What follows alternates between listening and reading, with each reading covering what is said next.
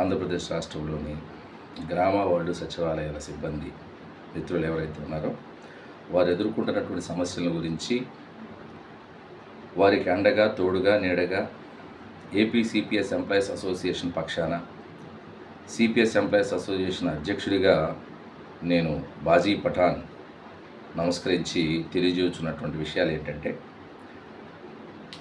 గ్రామ వార్డు సచివాలయాల సిబ్బంది మీ అందరికీ తెలియాల్సినటువంటి ఒక వేధింపుల్లో పట్టా తీసుకున్నటువంటి వ్యక్తుల గురించి నేను చెప్పాలని మీ ముందుకు రావడం జరిగింది. మిత్రులారా,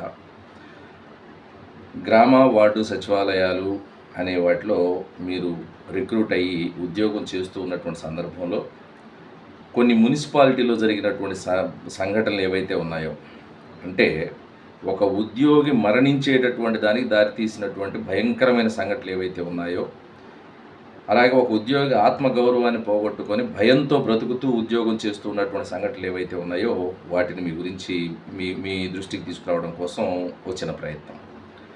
జీవో నెంబరు, ఇది ఆంధ్రప్రదేశ్ రాష్ట్ర ప్రభుత్వమే ఇచ్చినటువంటి జీవో 679 ప్రకారం, జీవో నెంబర్ 679 ప్రకారం ఏ డిపార్ట్మెంట్ నుంచి మున్సిపల్ డిపార్ట్మెంట్లోకి అధికారుల్ని కమిషనర్స్గా తీసుకోవడానికి అవకాశం ఉందో డెప్యుటేషన్ మీద కానీ ఫారిన్ సర్వీస్ కానీ అది మనకు తెలియజేస్తూ ఉంది. ఆ జీవో ప్రకారంగా అగ్రికల్చర్ డిపార్ట్మెంట్లో ఉన్నటువంటి వ్యక్తులను మరి మున్సిపల్ అడ్మినిస్ట్రేషన్ డిపార్ట్మెంట్కి ఫారిన్ సర్వీస్ కానీ డెప్యుటేషన్ కానీ ఇంకోటి కానీ అడ్జస్ట్మెంట్ కానీ తీసుకోవడానికైతే రీడిప్లాయ్మెంట్కి అవకాశం లేదు అని తెలియజేస్తున్న జీవో. అయితే ప్రభుత్వం ఇచ్చినటువంటి జీవోని ప్రభుత్వమే తొంగలో తొక్కుతూ, అధికారులు తొంగలో తొక్కుతూ, తమకు అనుకూలంగా ఉండేటటువంటి లేదా తమకు ఏదైనా ఒక ప్రయోజనాన్ని చేకూర్చేటటువంటి మనుషులు ఎవరైతే ఉన్నారో వాళ్ళు ఏ డిపార్ట్మెంట్ అయినా కానీ మేము ఆల్రెడీ ఉన్నటువంటి రూల్స్ అన్నింటినీ అతిక్రమించైనా సరే వాళ్లకు మరి అందలం ఎక్కిస్తామనేటువంటి విషయాన్ని మరి మన అనకాపల్లి జిల్లాకు సంబంధించి అనకాపల్లి మున్సిపల్ కమిషనర్గా నియమించబడినటువంటి కె చక్రవర్తి గారి విషయంలో అది నిరూపితమైంది. ఆయన యాక్చువల్గా అగ్రికల్చర్ డిపార్ట్మెంట్కి సంబంధించినటువంటి వ్యక్తి. ఆయన మున్సిపల్ అడ్మినిస్ట్రేటివ్ డిపార్ట్మెంట్లో కమిషనర్గా పనిచేయడానికి మరి అవకాశం లేదు జీవో ప్రకారంగా, 679 జీవో ప్రకారంగా. అయినప్పటికీ మరి అక్కడ ఎవరిని ఆయన సంప్రదించారో, ఎవరికి ఏమి చెప్పారో, లేకుంటే వారి ద్వారా ఏమి హామీలు తీసుకున్నారో, ఈయన ఏమి హామీ ఇచ్చారో తెలియదు కానీ అక్కడికి మున్సిపల్ కమిషనర్గా నియామకం అవడం జరిగింది. అయితే మిత్రులారా, ఈయన చేసినటువంటి విధ్వంసం ఏదైతే ఉందో, అంటే గ్రామ వార్డు సచివాలయాల సిబ్బందికి సంబంధించి భయభ్రాంతులకు గురి చేసి వారి జీవనాన్ని అతలాకుతలం చేసినటువంటి కమిషనర్గా అతను తెచ్చుకున్నటువంటి పేరును గురించి నేను చాలాసార్లు విన్నాను, చాలాసార్లు చూశాను నేను పేపర్లో కానీ వాటన్నింటిలో కానీ. వాటన్నింటినీ మీ ముందు ఉంచబోతున్నాను. ఎందుకంటే ఒక అవినీతి మచ్చపడినటువంటి అధికారికి, ఒక రాక్షసత్వంగా మరి ఉద్యోగులను వేధిస్తున్నటువంటి అధికారికి పై స్థాయిలో ఉన్నటువంటి అధికారులు అలాగే రాజకీయ నాయకులు కూడా ఏ విధంగా అండగా నిలబడ్డారో, వారికి సమకూరినటువంటి ప్రయోజనం ఏంటో, వేల మంది ఉద్యోగస్తులను కాదని ఒక అధికారిని కాపాడుకోవడం కోసం ఉన్నతాధికారులు కావచ్చు, లేకుంటే రాజకీయ నాయకులు కానీ ఎన్ని జిమ్మిక్కులు చేస్తున్నారనే విషయం ప్రజలకు కూడా మీ ద్వారా తెలియాల్సినటువంటి అవసరం ఉంది. కాబట్టి నేను ఈ వీడియోని చేయడం జరుగుతుంది. మిత్రులారా, ఈయన చేసినటువంటి అరాచకాలు 1, 2 కాదు. జోన్ 4లో ఈయన కమిషనర్గా పనిచేసినప్పుడు, జోన్ 4 అంటే అది విశాఖపట్నంలో ఉన్నటువంటి మెయిన్ ఏరియాలోకి వస్తుంది. జోన్ 4లో జీవీఎంసీ పరిధిలో ఆయన పనిచేసినప్పుడు శానిటరీ సెక్రటరీగా పనిచేస్తున్నటువంటి చంద్రమోహన్ గారు చనిపోవడం జరిగింది. ఆయన చనిపోయినటువంటి సందర్భంలో పెద్ద ఎత్తున పేపర్లో కానీ స్థానికంగా ఉన్నటువంటి మీడియా కానీ ఈయన చనిపోవడానికి కేవలం మున్సిపల్ కమిషనర్గా, అంటే జోనల్ కమిషనర్గా పనిచేస్తూ ఉన్నటువంటి ఈ చక్రవర్తి గారి వేధింపులే కారణం అని పెద్ద ఎత్తున గగ్గోలు పెట్టడం జరిగింది. అయితే నేనేమంటానంటే, ఈ చక్రవర్తి గారి విషయంలోనే ఈ విధంగా ఎందుకు ఆరోపణలు వస్తూ ఉన్నాయి? రాష్ట్ర వ్యాప్తంగా మున్సిపాలిటీస్ చాలా ఉన్నాయి, మున్సిపల్ కమిషనర్స్ చాలామంది ఉన్నారు. అయితే ఎక్కడికి వెళ్ళినా కానీ ఉద్యోగులను వేధించడంలో ఈయన ప్రత్యేక శైలి కాబట్టి ఈయన గురించి చెప్పుకోవాల్సి వస్తుంది. ఆయన శానిటరీ సెక్రటరీ గారు ఈయన పెట్టినటువంటి ఒత్తిడి, ఈయన చెప్పినటువంటి మాటలు, ఈయన చేసినటువంటి టార్చర్ వల్ల చనిపోయాడని చెప్పేసి పెద్ద ఎత్తున మరి ఆరోపణలు వచ్చినాయి. అయితే ఆ తర్వాత జరిగినటువంటి కాలంలో దాన్ని చిన్నగా పాసిఫై చేయడం జరిగింది తన పై అధికారుల అండతోటి, అలాగే రాజకీయ నాయకుల అండతోటి. అయితే మిత్రులారా, ఇంకొక సందర్భంలో ఈయన జోన్ 8 అంటే ఏదైతే పెందుర్తి జోను ఉండేదో జీవీఎంసీ పరిధిలోనే, దానిలో దేవాదాయ శాఖకు సంబంధించినటువంటి భూముల విషయంలో ఆయన మున్సిపల్ కమిషనర్గా ఉండగా కోట్ల రూపాయల అవినీతి జరిగిందని చెప్పేసి మీడియాలో అనేకమైనటువంటి కథనాలు ఈ వ్యక్తి మీదనే, కె చక్రవర్తి గారి మీద రావడం జరిగింది. అయితే ఆ తర్వాత జరిగినటువంటి పరిణామాలు, ఇన్ని ఆరోపణలు, ఇన్ని విమర్శలు ఎదుర్కొంటున్నటువంటి అధికారిని మరలా ఈ మున్సిపల్ అడ్మినిస్ట్రేటివ్ డిపార్ట్మెంట్లో ఎవరూ కూడా ఇంత సమర్థవంతమైనటువంటి అధికారులు లేరన్నట్లుగా ఆయన మరలా తీసుకెళ్లి అనకాపల్లిలో డిప్లాయ్ చేయడం జరిగింది, ఉద్యోగం ఇవ్వడం జరిగింది. అనకాపల్లిలో చేరినప్పటి నుండి అక్కడ పనిచేస్తున్నటువంటి గ్రామ వార్డు సచివాలయాల సిబ్బంది మీద ఆయన నోటి దురుసు ఏ విధంగా చూపిస్తూ ఉన్నాడు, అలాగే ఆయనకు ఉన్నటువంటి మరి సైకలాజికల్ మరి డిఫెక్ట్ ఏ విధంగా చూపిస్తున్నాడు అనే విషయాన్ని ఇప్పుడు మీ ముందు ఉంచబోతున్నాను. మిత్రులారా, యాక్సిడెంట్ అయ్యి కార్యాలయానికి వచ్చి సెలవు ఇవ్వండి అని చెప్పేసి అడిగినటువంటి నూకరాజు అనేటువంటి వ్యక్తి ఎవరైతే ఉన్నారో గ్రామ వార్డు సచివాలయాలకు సంబంధించిన ఉద్యోగి, ఆయనకు యాక్సిడెంట్ జరిగినా కానీ, నీకు యాక్సిడెంట్ అయినా, కాలు విరిగినా, చేయి విరిగినా ఖచ్చితంగా నువ్వు ఇక్కడే పనిచేయాల్సిందే, ఆఫీస్లోనే ఉండాల్సిందే అని చెప్పేసి 1-2 రోజులు కూడా సెలవు ఇవ్వకుండా ఆయన్ని హింసించినటువంటి సందర్భంలో ఆయనకు మరి హార్ట్ స్ట్రోక్ ఆఫీస్లోనే ఉండగా రావడం జరిగింది. ఆయన మార్గం మధ్యలో, అంటే హాస్పిటల్కు తరలిస్తున్నటువంటి సందర్భంలో మార్గం మధ్యలోనే ఆయన చనిపోవడం జరిగింది. ఇది చాలా అత్యంత బాధాకరమైనటువంటి విషయం. 25వ తారీఖు 11వ నెల 2025వ సంవత్సరం, అంటే నవంబర్ 2025 25వ తారీఖున ఆయన చనిపోవడం జరిగింది. ఆయన చనిపోయినటువంటి సందర్భంలో అక్కడ ఉన్నటువంటి గ్రామ వార్డు సచివాలయాల సిబ్బంది మరియు ఏపీసీపీఎస్ ఎంప్లాయీస్ అసోసియేషన్ సంబంధించినటువంటి సభ్యులంతా కలిసి ఈ జరుగుతున్నటువంటి అన్యాయాన్ని ప్రశ్నిస్తూ కొవ్వొత్తి ర్యాలీలు కావచ్చు, నిరసన కార్యక్రమాలు కావచ్చు పెద్ద ఎత్తున చేపట్టడం జరిగింది. ఈ విషయాలన్నీ కూడా ఆన్ రికార్డ్ పేపర్లో కూడా రావడం జరిగింది. అయితే ఈ విషయాన్ని పై అధికారులు తెలియజేసే ఉద్దేశంతో ఏపీసీపీఎస్ ఎంప్లాయీస్ అసోసియేషన్ ద్వారా 27వ తారీఖు, అంటే 2 రోజుల తర్వాత 27వ తారీఖు నవంబర్ 2025న కలెక్టర్ గారికి మరియు జీవీఎంసీ కమిషనర్ అయినటువంటి గార్గ్ గారికి ఈ విషయాన్ని తెలియజేయడం జరిగింది.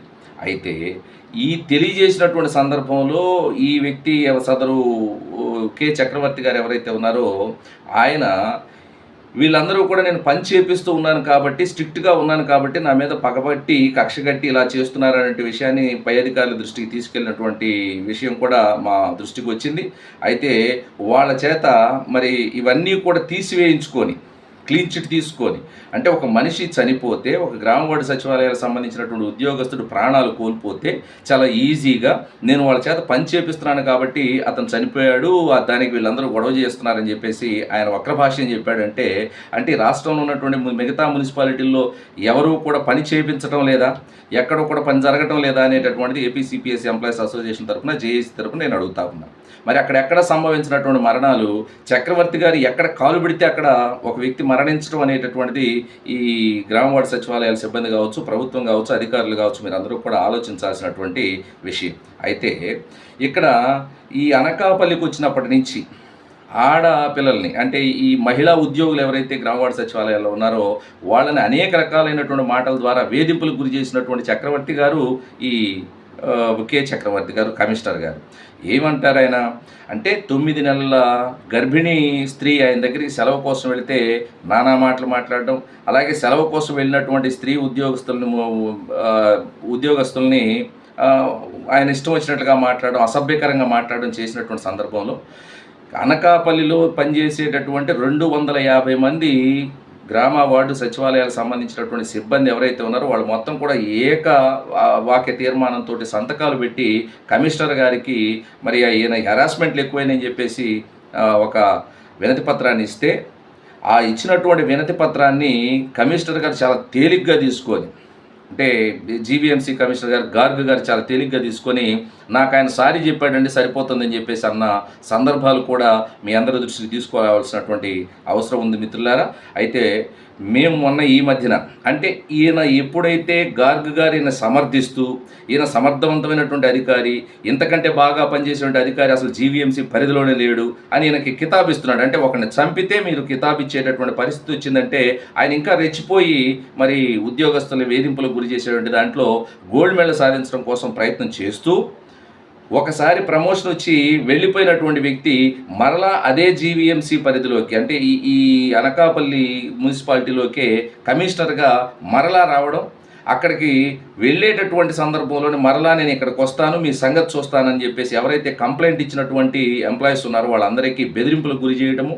ఆ బెదిరించినటువంటి అంటే చూడండి, ఈయన తప్పు చేస్తున్నాడు మమ్మల్ని హరాస్ చేస్తున్నాడు అని చెప్పేసి 250 మంది సచివాలయం ఎంప్లాయీస్ కంప్లైంట్ చేస్తే అదే వ్యక్తిని అదే కంప్లైంట్ ఉన్నటువంటి వ్యక్తిని మరలా తీసుకొచ్చి అక్కడే పెట్టారు.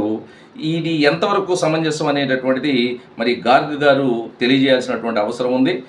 గార్గ్ గారిని ప్రత్యేకంగా మేము ఈయనపై వచ్చినటువంటి ఆరోపణలన్నింటిని గురించి తీసుకువెళ్ళి మరి ఈయన ఈ విధంగా వేధిస్తున్నాడని తెలియజేసినప్పుడు ఆయన కనీసం 10 మందితోటి ఫోన్లో మాట్లాడి ఏం జరిగిందో తెలుసుకొని మొత్తం రాసుకున్నాడు.